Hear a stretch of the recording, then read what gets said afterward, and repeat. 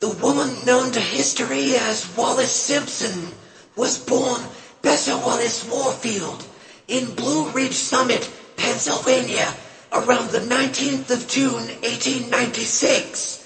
However, the exact date of her birth is somewhat unclear, as there is no birth certificate for Simpson, and there are no contemporary records of her birth in newspapers. Her father was Tickle Wallis Warfield, and her mother was Alice Montague. The name they gave their daughter was an amalgamation of the name of her Aunt Bessie and her grandfather's friend, Seven Tickle Wallis. This was soon abandoned, however, as, in her words, it was only fit for a cow. She preferred Wallis for its androgynous character and its distinctiveness.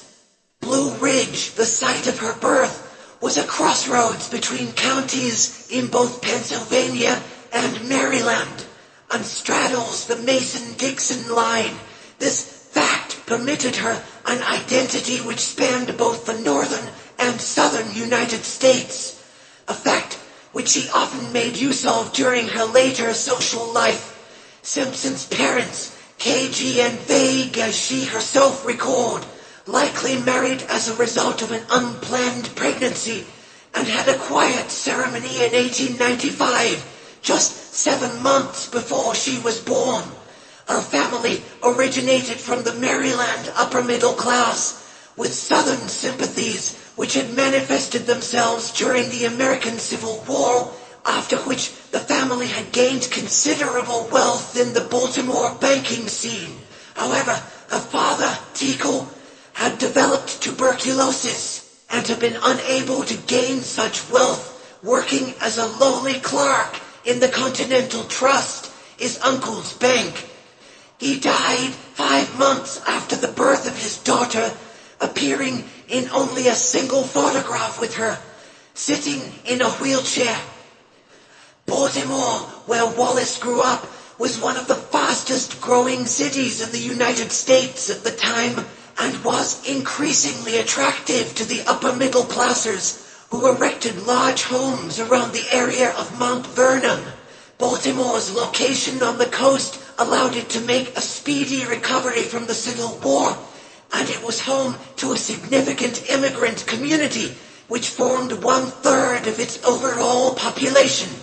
After the death of her father, Wallis and her mother moved in with Anna Warfield, her grandmother on her father's side, in a large brownstone house near the monument in Baltimore. Anna took her granddaughter shopping every Saturday, which she described later with fondness, recalling that it was as exciting as a trip to the moon.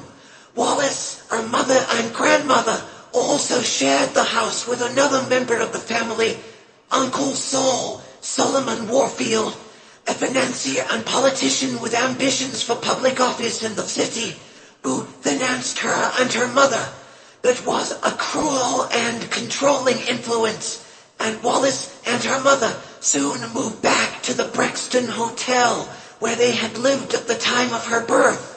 The two experienced emotional and financial turmoil at this time, and would spend solitary days, her mother selling embroidery at the local women's exchange shop. However, they were soon after invited to live with Aunt Bessie Merriman, her mother's sister, who had also just been widowed. Whilst living with her Aunt Bessie, Wallis attended school, first at Miss O'Donnell's school, and then at the Arundel School on St. Paul Street, which provided her with a fairly basic but still important routine, and which allowed her to learn how to read and write. This early education was funded by Uncle Sol, to whom she had to deliver her school reports. Wallis then attended Oldfields, the most expensive school in the city, where she fell in love with basketball and played under the supervision of Charlotte Noland, a young teacher whom Wallis later described as a mixture of gay, deft teasing and a drill sergeant's sternness, a dashing figure in every setting. The school fostered an old-fashioned approach to academic and social education and employed an honor system whereby students were required to confess to their own wrongdoing. Wallis reportedly misbehaved by smoking and by jumping from a balcony in order to meet a boy, and was regarded by her classmates as somewhat of a ringleader, remembered for her independence and confidence. During her time at Oldfields, Wallis's mother had remarried to John Racine, the son of the Democratic Party leader in Baltimore, who had the capacity to deliver financial stability to Wallis and her mother, but who never displaced Tiku from the hearts of either woman. It was at this time that Wallis met a woman who was to become one of her greatest friends, Mary Kirk, a fellow student at Oldfields. Both girls were described as boy crazy and far more interested in clothes than in school by Mary's older sister, Bucky. She also noted the propensity both had for attracting male attention and remarked that the two would be immediately surrounded by boys at any party they attended. In spring 1914, Wallis graduated from Oldfield School, signing her name in the yearbook with the message, "All is love," after which she and Mary became debutantes, albeit with restricted grandeur owing to the looming war in Europe, in respect to which excess was seen as bad form. Culture at the time dictated that before she could be released out as a debutante, Wallis would have to host her own party, which, after the death of her stepfather, John Racine, in 1913, would have to be funded by Uncle Sol. He refused, citing the war in Europe as an excuse, and she was left to accept invitations to other debutante events thrown by her friends, and in some capacity rivals. It was at this time that Wallis's grandmother died, and the family entered a period of prolonged mourning. Wallis escaped this social inertia by moving to stay with her cousin Corinne Mustin in Florida, who lived close to the site of a U.S. Naval Aviation facility, which afforded Wallis access to the dashing young officers who flew there. Wallis arrived in Pensacola, Florida in April 1916, aged 19, and within a day had written to her mother announcing that she had met the world's most fascinating aviator. Lieutenant Earl Winfield Spencer, Jr., 8 years older than Wallis, was the object of her attention. He was an experienced pilot with 6 years' experience in the Navy. Wynn was well regarded in the Navy and was the 20th pilot in the U.S. Navy to win his wings. Within weeks of their meeting, Wynn asked Wallis to marry him, to which she instantly agreed, but on the condition that she got the approval of her family first. 5 months later, the two were formally engaged and had their engagement party hosted at the Baltimore Country Club. On the 8th of November 1916, the two were married against a turbulent political background of constant talk of entering the war in Europe. This had dominated the U.S. presidential election, which had concluded just before, with most Americans sustaining the belief that whilst they should support the British and the French, they should keep their troops out of the conflict. The honeymoon for the newlyweds was split between West Virginia and New York, where Wallis had a first encounter with her new husband's alcoholism.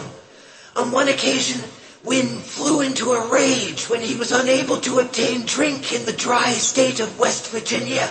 Shortly after this incident, the couple returned to Florida, where Wynn was an instructor at the Navy Flight School, and Wallis embarked on the ritual existence of the housewife, entertaining other Navy wives at her home and learning how to paint. In April 1917, the U.S. joined the war, and the couple moved to Boston, where Wynne was the commander of the Naval Aviation School at Squantum. He had been effectively grounded and saw the move as a form of demotion, causing him great anger and frustration, a response which manifested in a greater reliance on alcohol. For the next 8 years, Wallis endured a troubled marriage with Wynne, whom she had known hardly at all before their marriage, and who was increasingly cruel and manipulative towards her. During his working hours, Wallis would wander the streets of Boston and attend court cases as a way of passing the time. And after a time, the couple moved again when Wynne was asked to establish a new flying school in San Diego. Wynne's anger mounted during the latter stages of the war and worsened when his brother, Dumaresque, was killed in action whilst flying in France. His younger brother was awarded the Croix de Guerre, aged 17, and the same theater. His own competitive inaction was a source of immense jealousy and frustration, and Mary Kirk grew concerned that her friend was being abused by her husband. According to Wallis's later memoirs, Wynne became ever more abusive as he was passed over for promotion and prevented from entering any sort of combat zone. He would make her watch as he burned her family photographs and locked her in her room for hours on end. In 1920, the two decided that they should live apart for a time, although they moved back in together when Wynne was posted to Washington at the Bureau of Aeronautics. During this time, Wynne's abuse was sustained, and after one incident when he locked Wallis in the bathroom for a number of hours, she decided that she would divorce him, despite the immense social taboo that this constituted. She received no support from her family.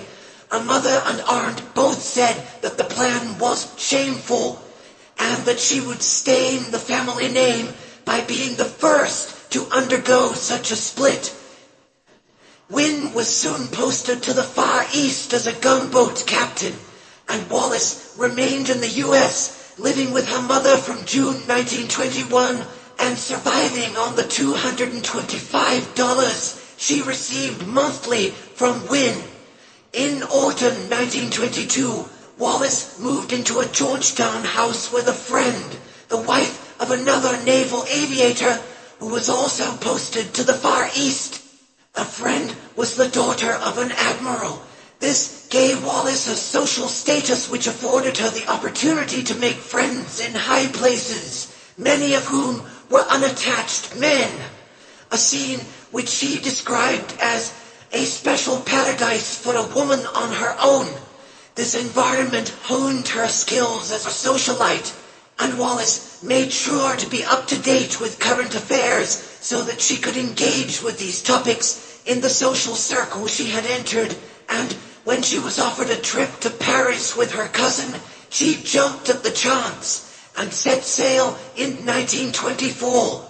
During her time in France, Wallis learned that her Uncle Sol was unwilling to pay for her divorce, and when she received a letter from Wynne asking her to join him in the Far East, she agreed and arrived in Hong Kong a short time later, in September 1924. On meeting Wynne, it seemed at first that the situation between them had been repaired. He informed her that he had stopped drinking and certainly appeared healthier and more self-controlled than when the two had last met. However, this was not to last, and within a couple of weeks Wynne had returned to drinking and abuse, caused in part by his suspicion of Wallis and his belief that she was flirting with other men whilst he was on duty. A short time later, Wallis informed Wynne that this second attempt at marriage was over, and that she would be leaving him to travel alone to Shanghai, which was in a state of tension after the founding of the Communist Party there in 1921. The city had been under the control of the British since 1842, and the conclusion of the Opium War a lease which had led to great tension between the British occupiers and the Chinese inhabitants. After a spell in Shanghai, Wallis traveled to Peking on a journey that was interrupted several times by armed brigands, and against the advice of the U.S. consulate. She stayed with a family she had met in San Diego and wrote home ecstatically about her experiences in the city, which she found exotic and exciting. During her time in Peking, Wallis became acquainted with diplomats, military officers, and other influential persons, including the husband of Benito Mussolini's daughter, Galeazzo Giano.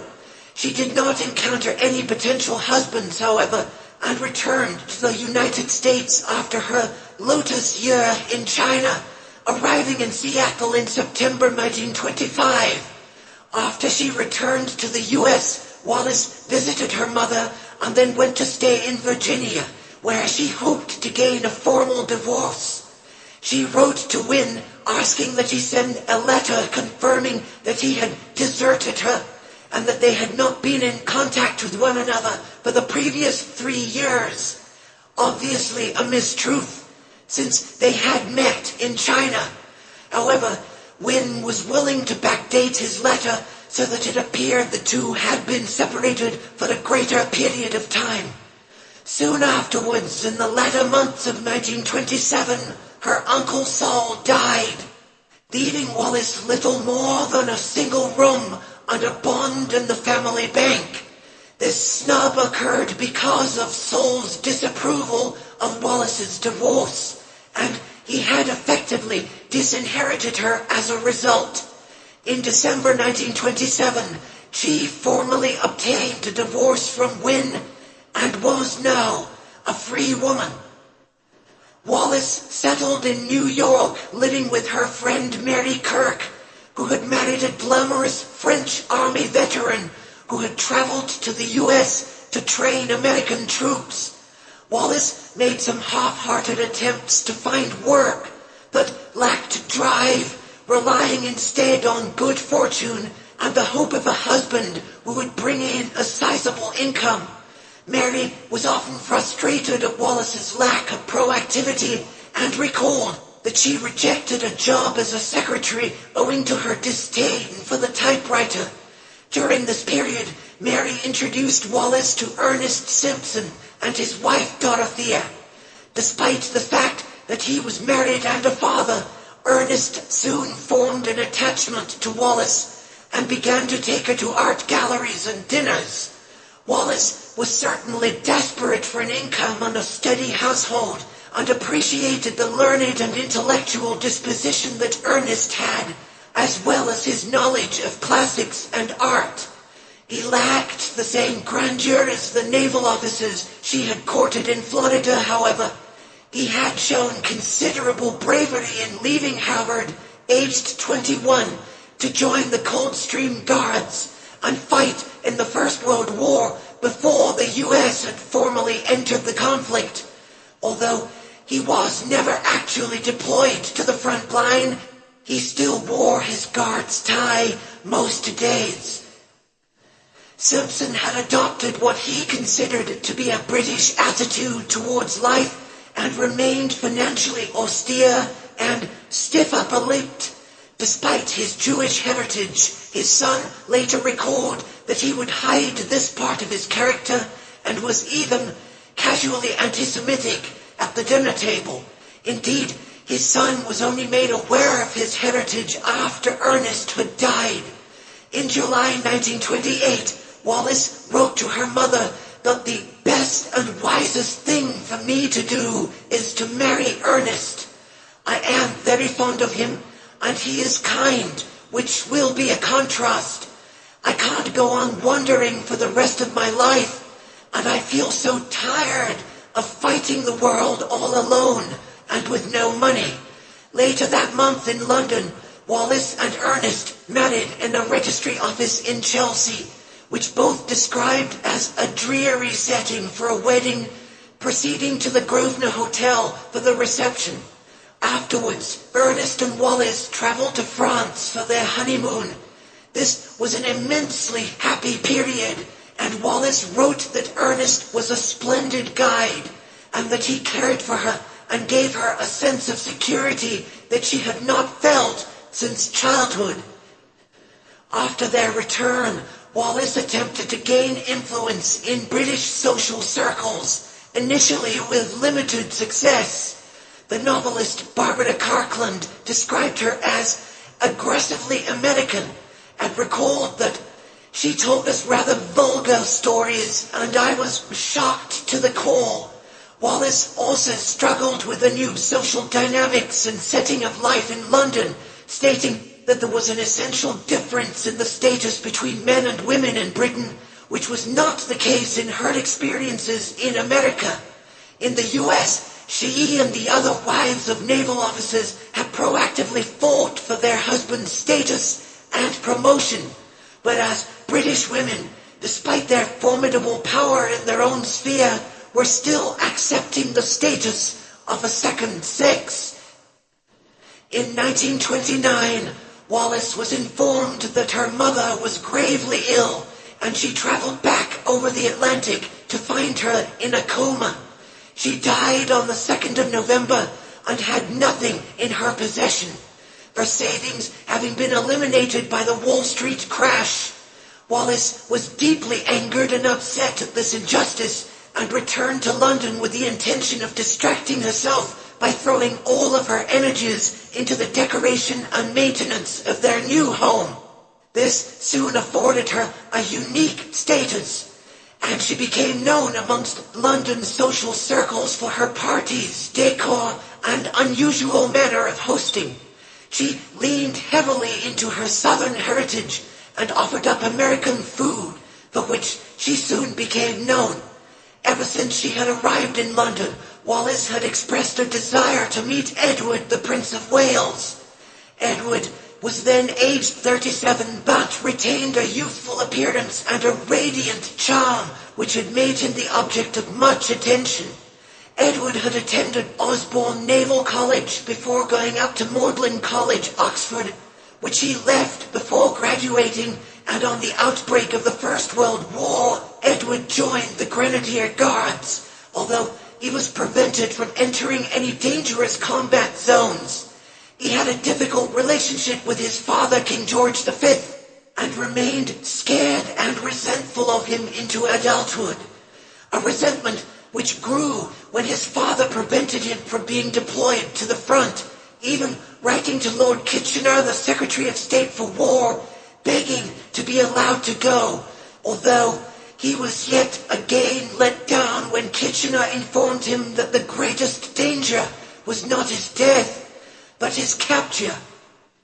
This period seems to have had a marked effect on the prince, and his diaries reveal that he was depressed and battled with a hatred of his own appearance, often refusing food and exercising excessively. He also demonstrated many nervous behaviors and obsessed about his physical appearance in a way which would possibly now be described as anorexic. Edward was often described as erratic and would cause his staff a great deal of stress when on tour. He would arrive late to official functions, and when telegrammed that his father was seriously ill, he laughed and claimed that it was a joke concocted by the then Prime Minister, Stanley Baldwin, as an electoral dodge. Wallis and Edward had their first encounter in January 1931 as a result of a mutual friend, Thelma Thurness, who invited both for a week of fox hunting in Leicestershire. Wallis was highly nervous beforehand and had requested etiquette lessons from another friend before embarking on the event, although once she had arrived, a naturally forward character had made itself known. She criticized the prince for talking to her about seemingly conventional topics and asked that he make a greater effort. Some weeks passed before the two met again, although Wallis was pleased when the prince recognized her at their second meeting in May. Wallis was later introduced to the court alongside Ernest, who dressed for the occasion in his guard's uniform. they once again met the Prince of Wales, who had made a comment under his breath that something had to be done about the lights, as they made all the women look ghastly. When Edward later complimented Wallis on her dress, she retorted, "But sir, I thought you said we all looked ghastly." In early 1932, Wallis entertained the prince at her home for the first time, for which she decided to serve a classic American menu of black bean soup, grilled lobster, fried chicken Maryland, and a raspberry souffle. The prince stayed until 4 in the morning and asked for several of Wallis's recipes. The evening was evidently a success, and Edward asked Wallis to join him for a weekend at his home. She and Ernest attended and were well received, although following this, Ernest was increasingly concerned at his wife's habits. He was working ever harder in the city, whilst she had a growing desire to throw more and more extravagant parties, which he was struggling to afford. However, from mid-1932, the couple were increasingly invited to the home of the Prince of Wales. This was ostensibly for the purpose of chaperoning her friend Thelma Furness, who was the girlfriend of Edward at that time. Wallis, as a married woman, was to act as the invigilator of their interactions as a third party. Meanwhile, Wallis and Ernest became increasingly detached from one another, Ernest working longer hours and often required to travel overseas for work.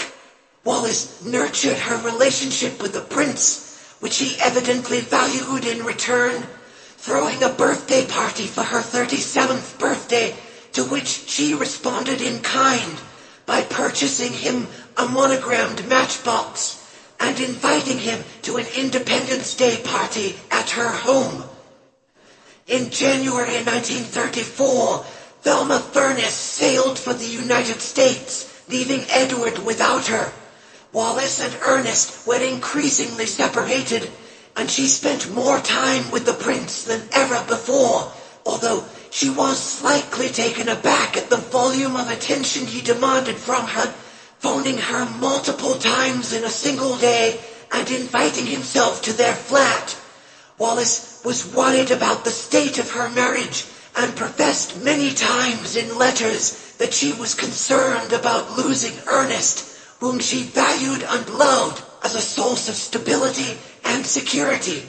When she was invited by the prince to attend Ascot with him, her aunt wrote a strongly worded letter to Wallis decrying the behavior of Edward and reminding her what this would communicate to Ernest.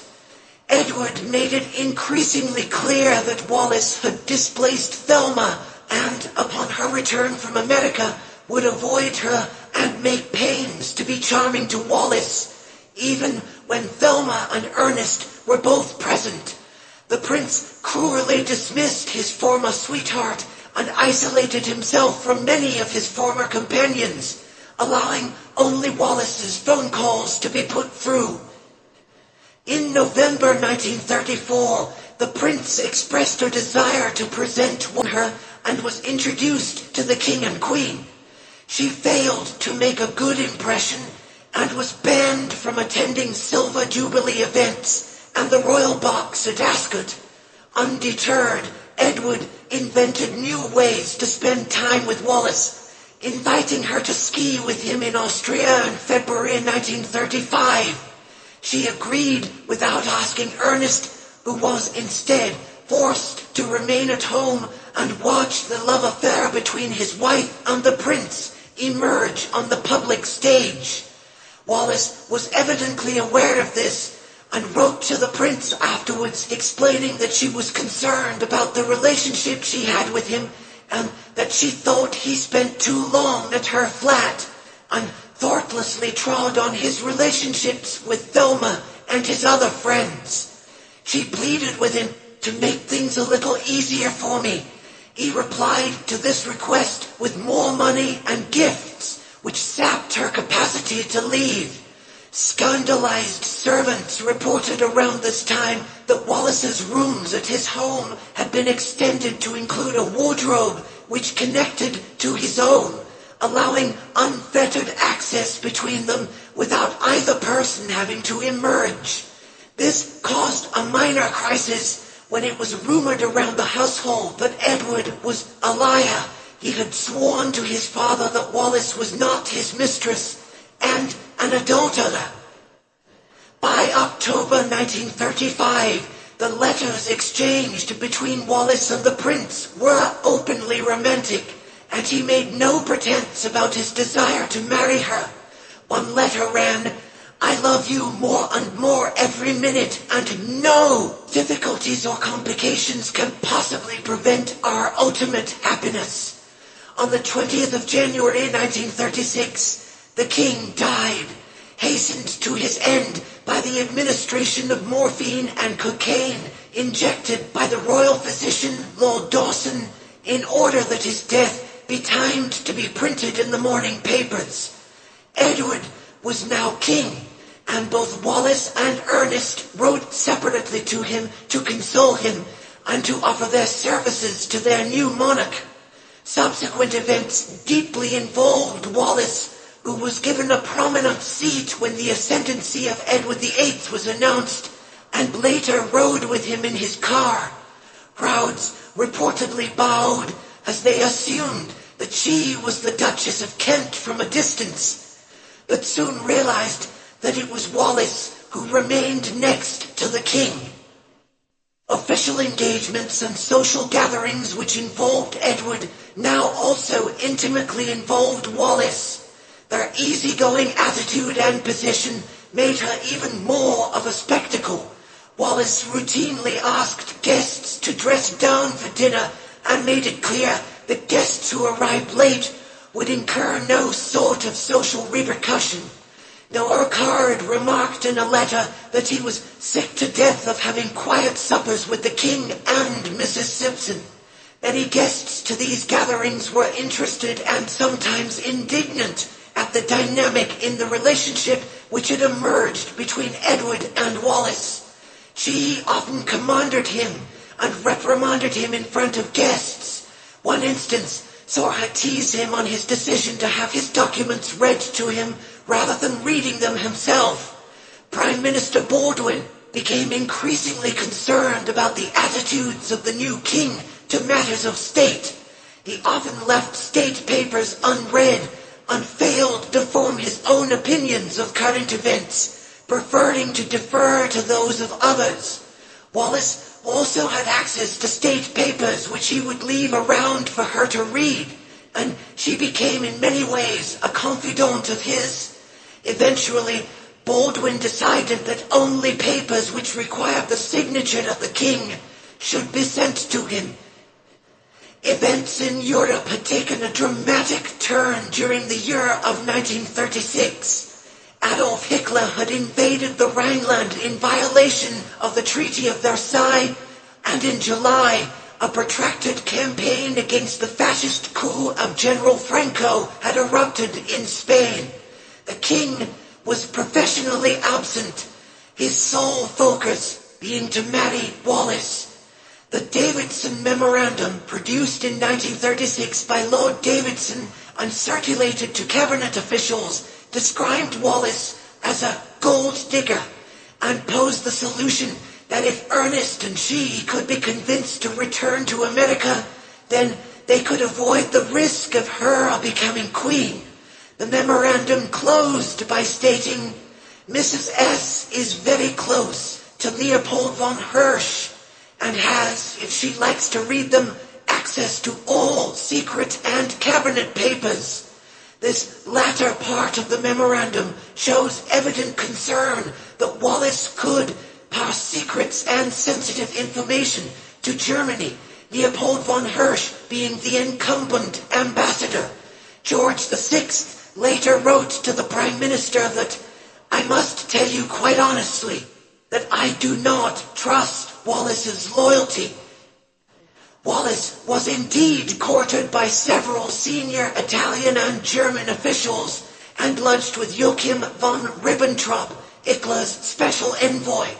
Friends of Wallis's stated that he called upon her every day he had in London, and always sent her a large box of flowers whenever he had to leave.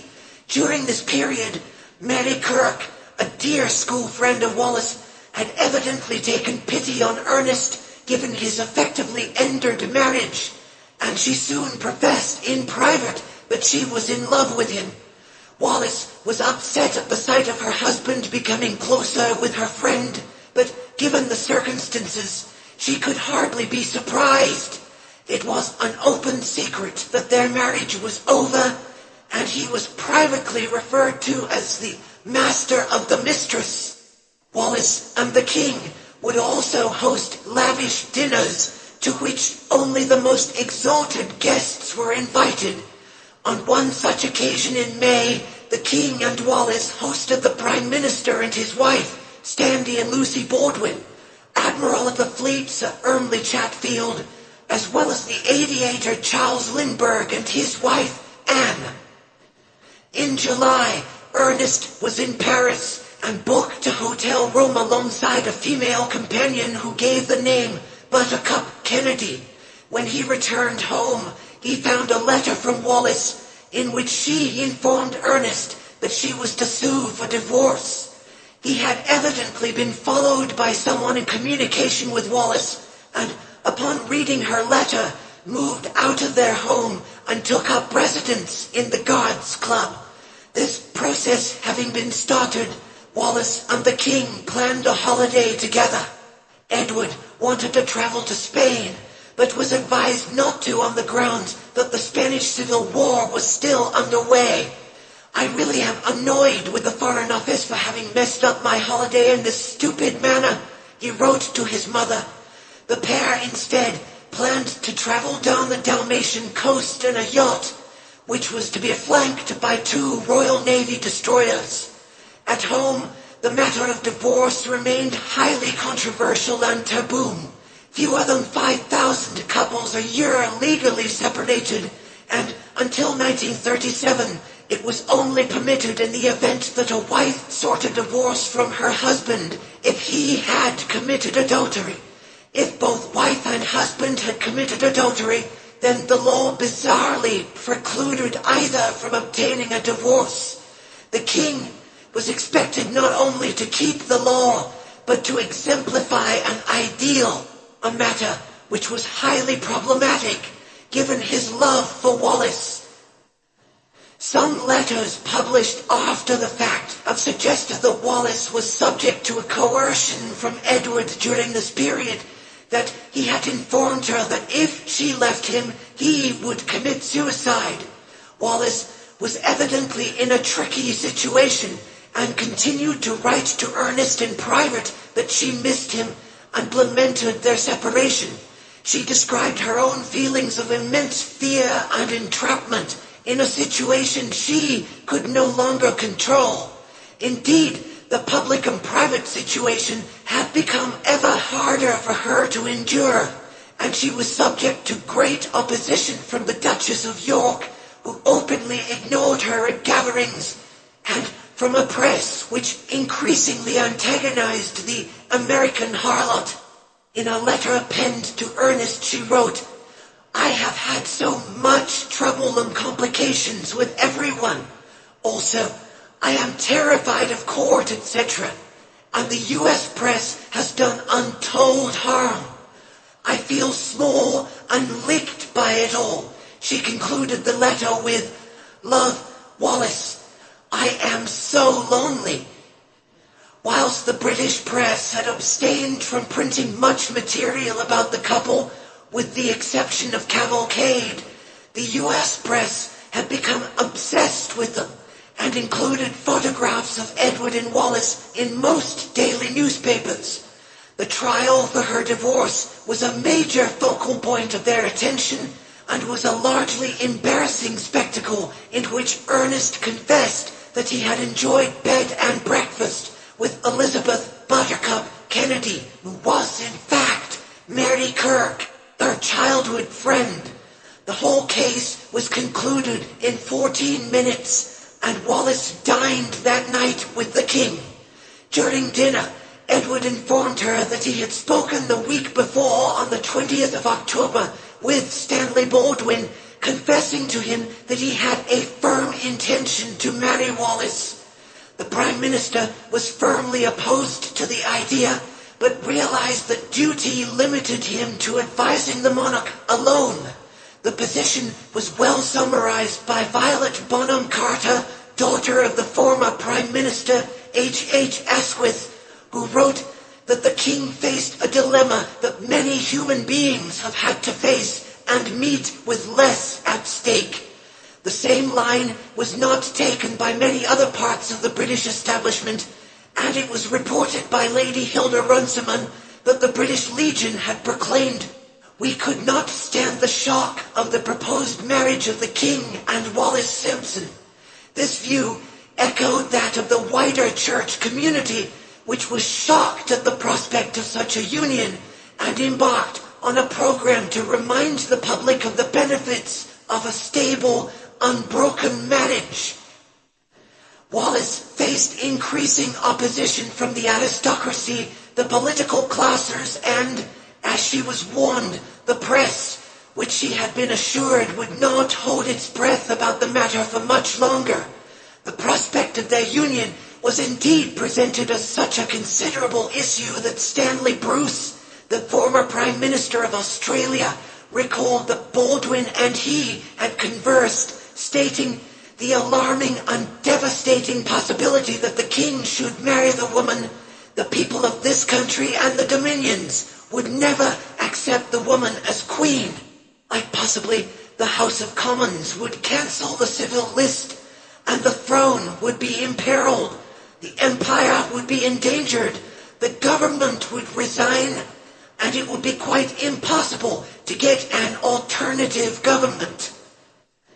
The king soon after informed Baldwin bluntly that, "I mean to abdicate and marry Mrs. Simpson," a proposal which he could simply not understand. Indeed, Wallis was still publicly claiming that she and the king were friends, but they had no intention of marrying one another.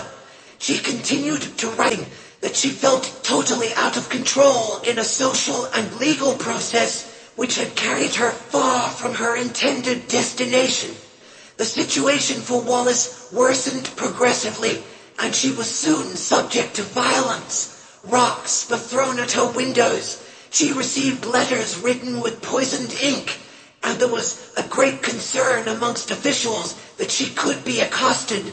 Baldwin even remarked that he feared some woman might shoot her, and she was unable to lead anything akin to a normal life, unable to go shopping or attend her favorite salon, amidst the bomb scares that constantly threatened her. In December 1936, it was determined that Wallis could not remain in England, and it was arranged that she should leave the country as soon as possible.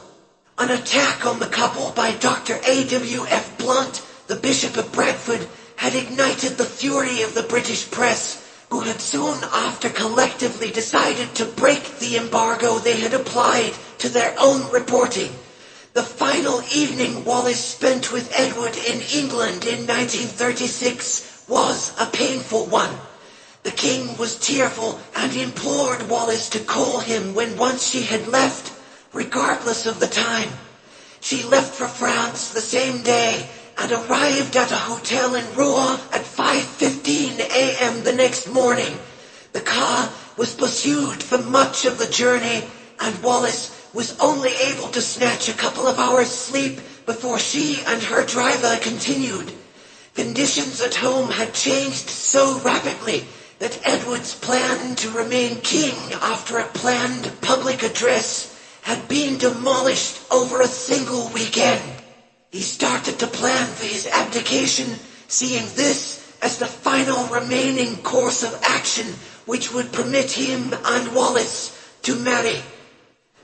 Edward and Wallis communicated daily during this period, and all correspondence to the palace via telephone had to be suspended for at least 2 hours for their use. The king was in a constant state of depression and thought of nothing at her calls, although Wallis was concerned about his increasing insistence on abdication, issuing a statement from Caen in which she said that she was anxious to avoid damaging His Majesty or the throne.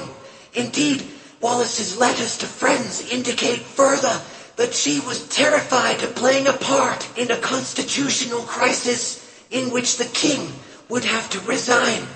The king's lawyer, Theodore Goddard, met with Wallis in France and recorded privately that she was definitely prepared to leave the king in order to avoid a crisis, although he was not prepared to give her up and was willing to abdicate in order to marry her.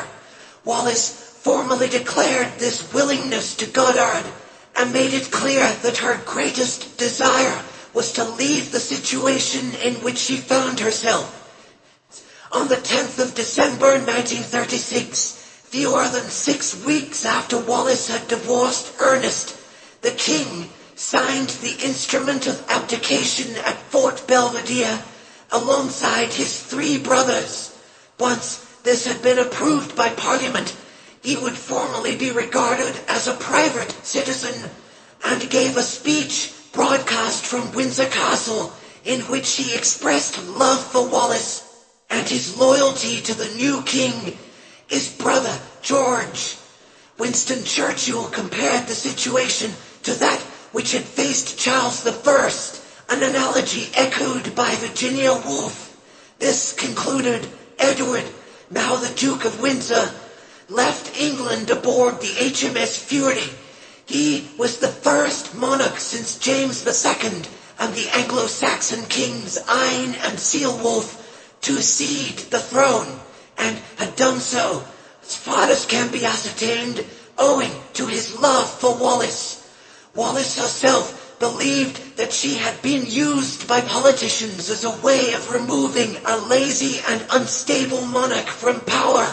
This view was shared by many other politicians of the day, with David Lloyd George writing of his anger that Baldwin had managed to remove the monarch by actively calling attention to facts which made the king's position untenable. Wallis realized that she had become entangled in a position from which she had no hope of escape, and subsequently that she had become an exile. She was highly conscious of Edward's mental state, which made her feel ever more responsible and isolated. In a December letter to Ernest, she wrote, "None of this mess is of my own making. I miss you and worry about you. I shan't live very long and am in fact a prisoner. Oh dear, wasn't life lovely, sweet and simple?" The assault on Edward and Wallis was renewed the day after the abdication, on which the Archbishop of Canterbury, Cosmo Lang, decried Edward for giving in to a craving for private happiness, and said in a speech broadcast on the BBC that it is sad that he should have sought his happiness in a manner inconsistent with the Christian principles of marriage. Lang was subject to intense criticism for his language, and many described him as a scold. Many other writers in publications such as the New Statesman described the event as a smashing clerical victory, although one which was unnecessary and invasive. There remained another pressure concerning how the former king was perceived, and Buckingham Palace was concerned that the Duke of Windsor, better looking, more adventurous and outgoing than the new king, would steal the limelight even after he had ceded the throne. Edward remained popular with some swathes of British society and received open support from the British Union of Fascists, the leader of which, Oswald Mosley, claimed that he was in direct communication with Edward and that he hoped to form a new government with the former king once again in office. Edward and Wallis were, by Christmas 1936, both in Europe, but remained apart. It had been decided that the two should not immediately be reunited, and so Wallis remained in France and Edward in Austria. Wallis wrote often to Ernest and expressed her boredom and frustration at the situation, as well as her great anger and upset at the publication of several biographies of her, which made several unfounded claims. She was also featured as a waxwork in Madame Tussauds, but was grouped away from the royals and instead with Marie Antoinette and Joan of Arc. In early March 1937, Wallis left Cannes and traveled with her servant Mary Burke to the Loire Valley in central France to stay with Charles Beddoes, a self-made entrepreneur who had written on labor management and operations efficiency. Beddoes would later be accused of collusion with the Nazis and committed suicide prior to his trial for treason. He was already in the 1930s under surveillance from the US and British security services. However, a subsequent French government investigation actually found that he had worked to protect Jewish property and sabotaged German production lines. Edward, meanwhile, was engaged in planning the wedding for which he had given up so much. There was great concern that if any members of the royal family attended, it would undermine their position even more than it had done already. Edward was angered at this and wrote to his brother asking if he could help him procure a dignified setting for his marriage to Wallis, to which the king replied, saying that he greatly wished to help, but this was not simply a private matter. The only royal chaplain willing to host the ceremony was the vicar of St. Paul's, Darlington, R.A. Jardine, a former street preacher who had, on occasion, claimed that he was a faith healer and who had agreed to perform the ceremony after he had undergone a religious experience in which he claimed to have heard a voice which commanded him to go to France and officiate the wedding. Others involved in the wedding preparations included the society flautist Constance Spry, who had been a close contact and friend of Edward, and who had missed out on a great deal of exposure and income from the coronation, which Wallis hoped to make up for by engaging her for their wedding. Besides those who had been engaged, relatively few guests had accepted invitations to the wedding, in large part due to their concern as to how this would affect their reputations at home. The wedding day itself was set for the 3rd of June 1937 at the Château de Condé, the home of Charles Beddoes. Edward met Jardine that morning and shook his hand, saying, "Thank God you've come. Pardon my language, but you're the only one who had the guts to do this for me." The altar for the ceremony was initially an oak chest which had been dragged in from another room, although an alternative was obtained from a nearby church. For her third wedding, Wallis wore a pale blue crepe dress with a halo-style hat. The color of her outfit was to become known as Wallis Blue, and was designed to match her eyes, which she further accented with sapphires made by Van Cleef and Arpels. Edward's best man was Edward Fruity Metcalfe, his former equity to the Duke of Windsor when he was king, and a close friend to Edward. On the wedding day, a letter from King George VI noted that after they had been married, Wallis would not be entitled to the honorific Her Royal Highness, which Edward bitterly described as a nice wedding present. Edward decided that he would, regardless, refer to Wallis as HRH, and ordered that his household do the same, an arrangement which often caused confusion.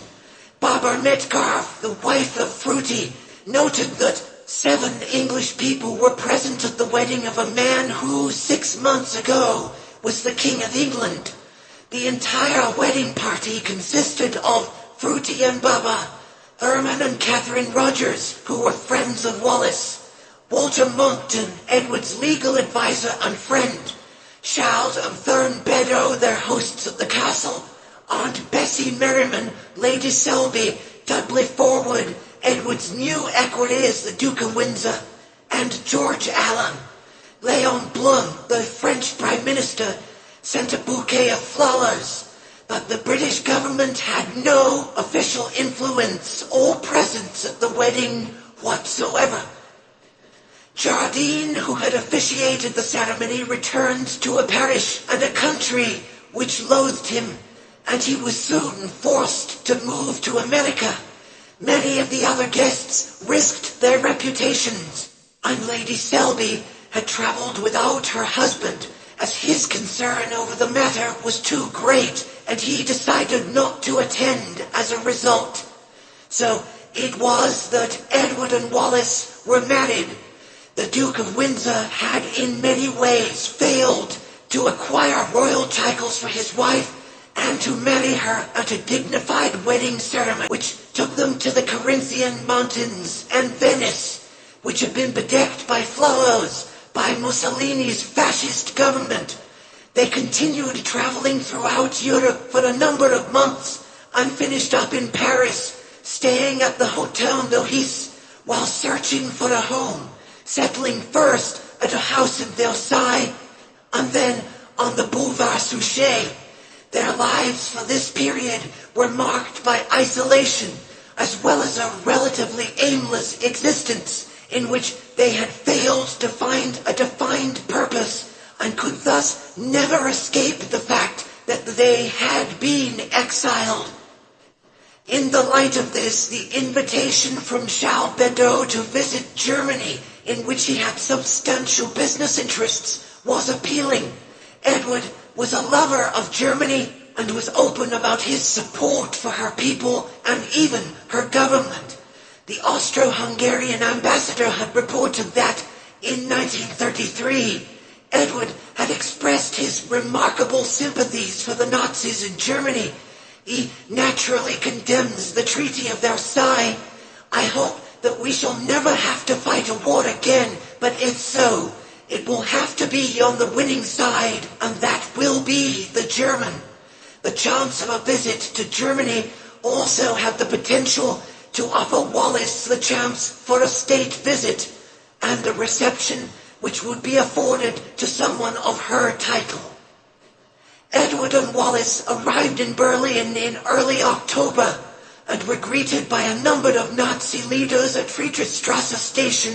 They later met with Goebbels, Ribbentrop, Himmler, and Hess.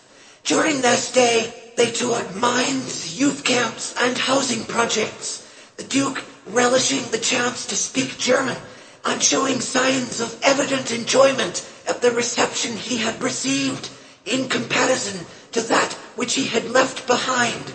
The most notable moment of the trip occurred when the Duke and Duchess met with Adolf Hitler in his mountaintop retreat, the Berghof. The visit came 3 days after Lord Halifax had expressed the desire to learn more about Hitler's expansionist aims, and it furthered Hitler's belief that if he gained control of England, he could install the Duke and Duchess as a sympathetic party in power. To many, the image of Edward and Wallis beaming before Hitler and his uniformed guards was definitive of both. During this period, the relationship between Edward and his family entirely collapsed. He was well aware that his brother, his sister-in-law, the Queen, and his mother was staunchly opposed to him returning in any capacity, whether for a prolonged period or even a brief stay. One letter penned by the Duke to his mother made his response incredibly clear. You and Bertie, by his ignominious capitulation to the wiles of his ambitious wife, have made further noble correspondence between us impossible.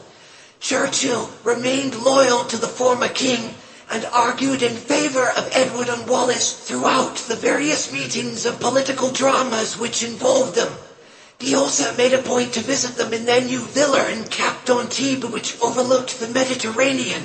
In the study was the desk that Edward had used to sign the instrument of abdication, which remained a permanent feature in any home that the couple lived in. Despite their surroundings, it was clear that the couple continued to feel that they were living in exile, and both of them expressed a desire to return to England. By 1939, this appeared more like a possibility, with one poll suggesting that 61% of the public desired the return of the Windsors, with 16% opposed. By August 1939, the prospect of conflict with Germany appeared acute, and the Duke and Duchess made plans to evacuate from France. Edward telegrammed Hitler at the end of the month and implored him to seek peace. Hitler replied simply that his attitude towards England remains the same. Next day, the two nations were at war with one another. At the beginning of September, plans were made to fly the Duke and Duchess out of France, although Edward complained that the aircraft proposed was too small and that he wanted all of his luggage to be returned with him. Metcalfe, his equity, replied that they had behaved as two spoiled children. Women and children are being bombed while you talk of your pride. Eventually, Churchill sent a destroyer, HMS Kelly, under the command of Lord Louis Mountbatten. Churchill had arranged for a grand reception for them once they had arrived at Portsmouth, with soldiers standing guard to receive the Windsors once the ship had docked. The couple stayed for a few days at Metcalfe's London flat before returning to France, where the Duke had been posted to the British military mission, and Wallis left to join a French relief organization, which she did as a member of the French Red Cross, delivering plasma, bandages, and medical instruments to positions behind the Maginot Line. Once the Germans had breached the Maginot Line, the Duke and Duchess were once again advised to flee France, and they traveled to Spain in May 1940, where they stayed at the expense of the government, a fascist regime under General Franco. Despite the fact that he had become Prime Minister of a state on the brink of an invasion, Churchill wrote to ensure that the Spanish put up the Windsors in the greatest possible comfort, which they did, giving them 2 rooms at the Ritz in Madrid. All the while, the Duke wrote home demanding that if he and Wallis returned, they should be received at Buckingham Palace and receive tax reimbursements from the civil list, despite their considerable wealth. An exacting demand at the best of times, but downright poor form in the midst of such hardship within the wider public. Churchill, upon learning of Edward's desertion from duty in Paris, reprimanded him, and he was soon declared the new governor of the Bahamas, a collection of 29 islands with a population of 70,000, were regarded at the time as the most backward-looking of the colonies.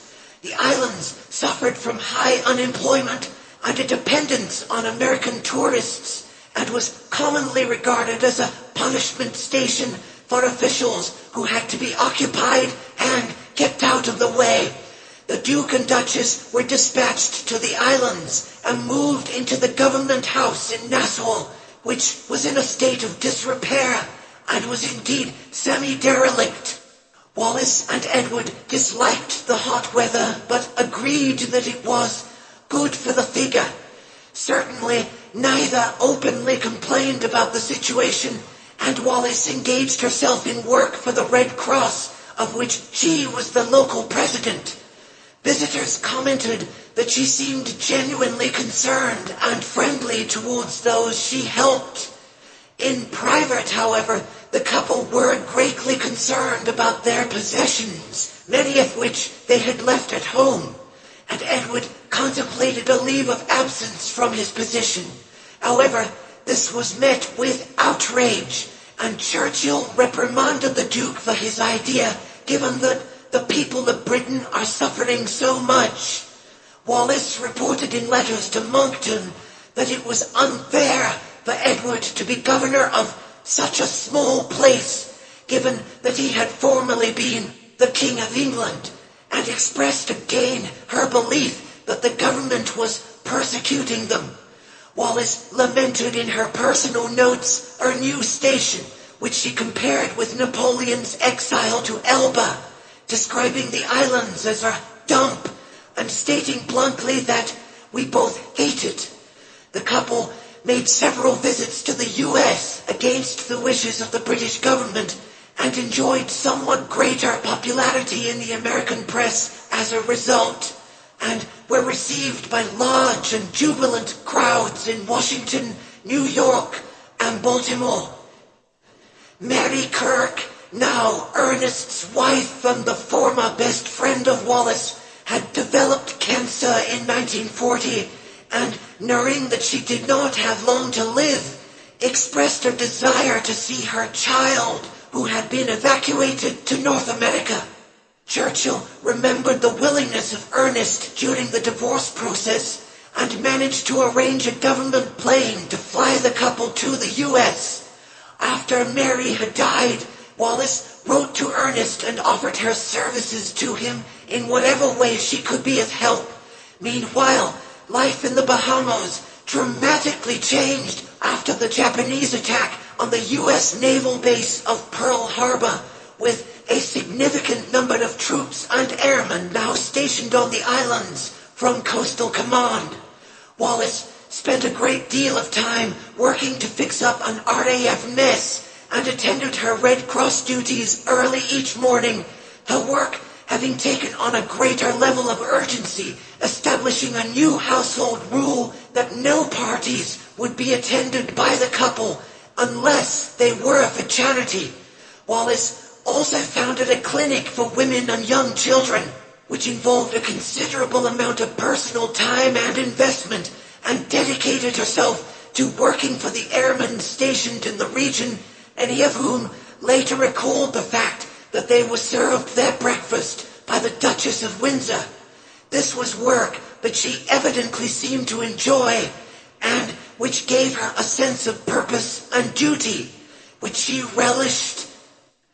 Indeed, this excitement and sense of purpose made her position in the Bahamas all the harder to bear, since she felt that she had been isolated from the war and was keen to do more to help in the combined effort.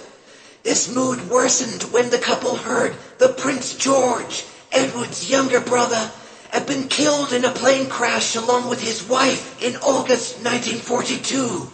The couple had always been caring and understanding towards Wallis and Edward, and their death had left a bitter sting. The couple remained isolated and were upset that they had routinely been so well received in America but snubbed in Canada and the UK. Whilst both remained eager to leave the Bahamas, they were concerned that if they returned to England, they would once again be ostracized. This situation, Liberty magazine, in which he expressed again the view that some sort of negotiated peace should be arranged between the Allies and Germany.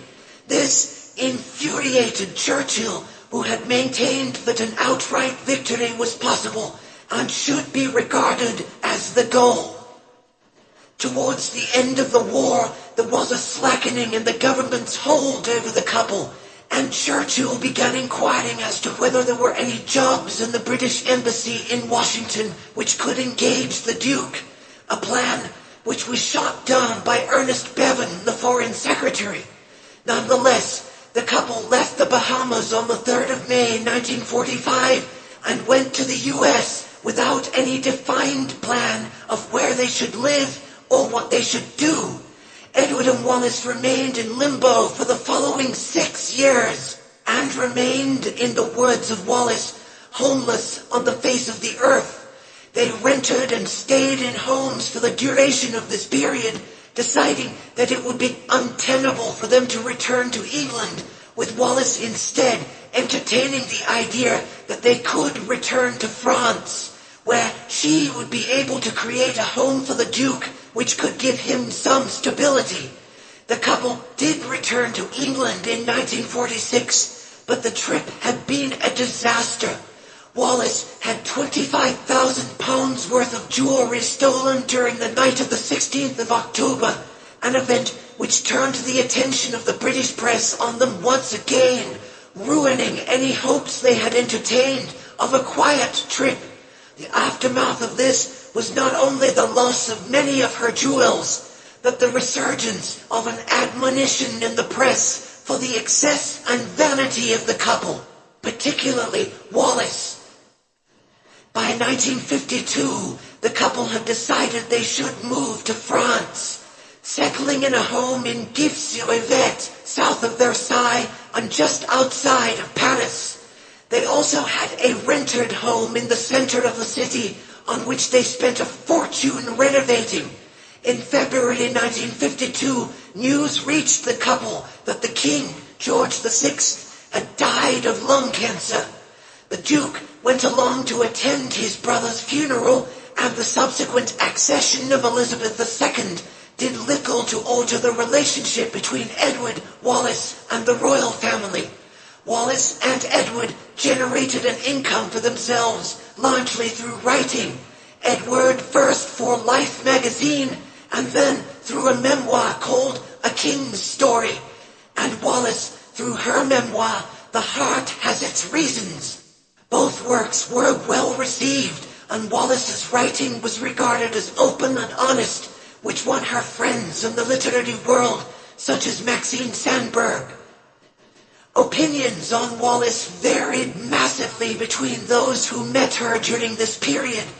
The daughter of Fruity Metcalfe remarked that Wallis was an incredibly kind and loving person, whereas the publisher of her book, Child's Pig, stated that she was a rather brittle, hard, and vain person. When Queen Mary, Edward's mother, died in March 1953, Edward once again traveled along to England in order to attend her funeral, and wrote back to Wallis expressing his sadness that her rejection of him and his wife had remained with her until the very end, penning, "My sadness is mixed with incredulity that any mother could have been so hard and cruel toward her eldest son for so many years. I'm afraid the fluids in her veins have always been as icy cold as they are now in death."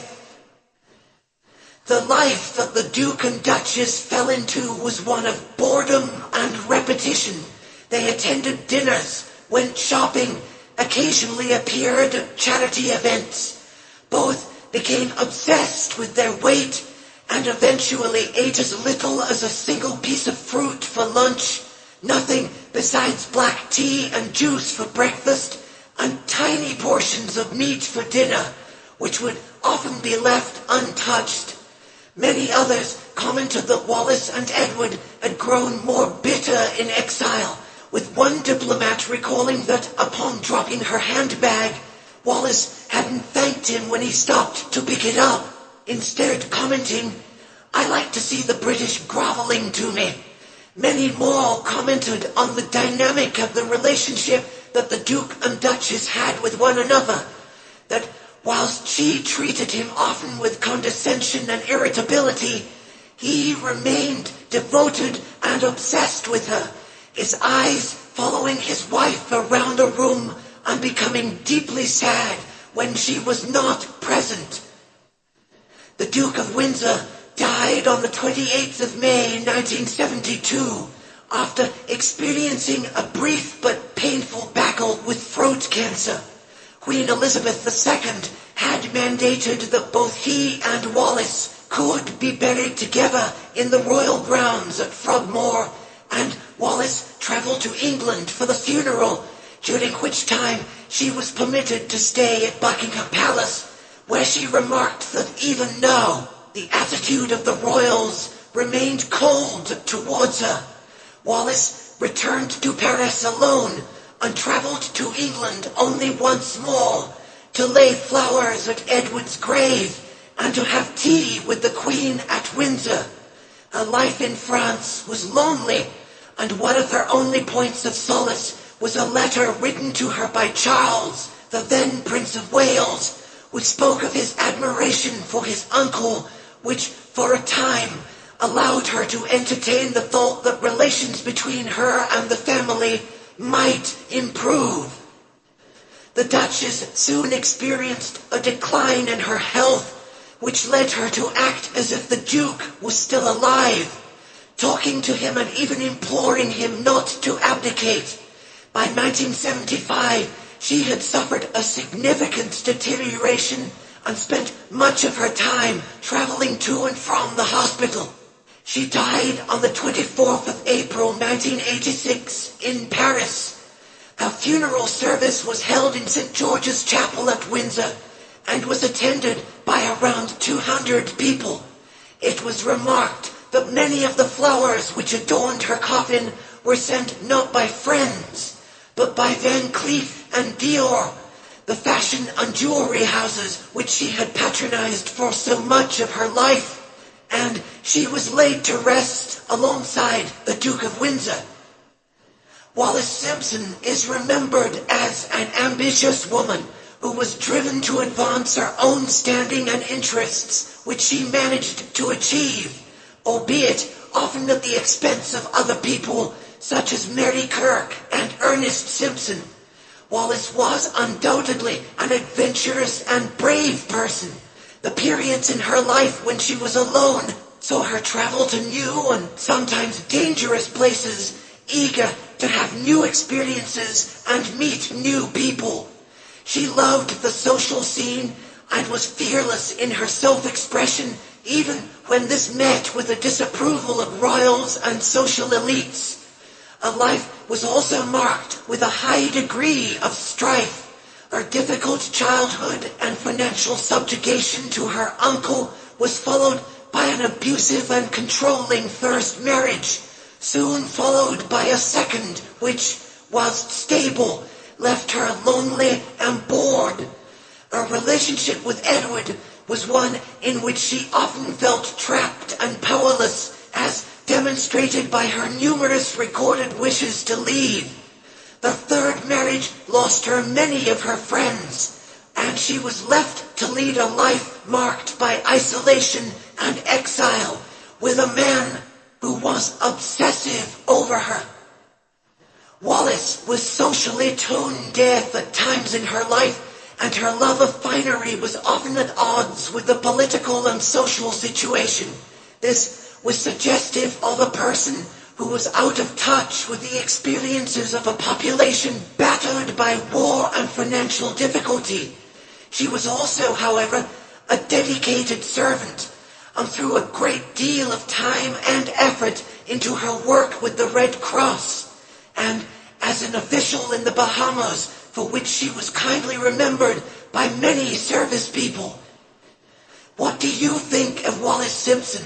Was she portrayed unfairly during her lifetime, or should she be remembered as a cunning and ambitious social climber with limitless ambition? Please let us know in the comment section. And in the meantime, thank you very much for watching.